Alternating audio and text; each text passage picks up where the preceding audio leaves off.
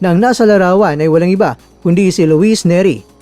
Dahil dito, nagkagulo ang mga fans at boxing analyst. Marami ang nagtatanong, ito na ba ang hudyat ng isang mega fight na matagal na inaasam ng mga Pilipino o isa naman itong paraan ni Casimero para i-good time at kutsain ang kanyang kritiko at potensyal na kalaban?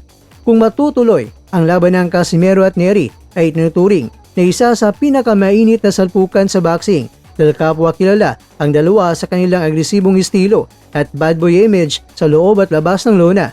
Matatandaang si Nery ay tinalo kamakailan lang ni Naoya Inoue, kaya naman ang paghamon ni Casimero ay tinitingnan ng iba bilang paraan para mapatunayan na siya ang tunay na tatalo sa Meksikano ng mas mabilis pa sa monster. Sa ngayon mga kwento, wala pang opisyal na anunsyo mula sa mga promoters, ngunit ang aksyong ito ni Casimero ay sapat na para magliyab muli ang kanyang pangalan sa pandaigdigang eksena. Isang pang-good time nga lang ba ito o katotohanan na?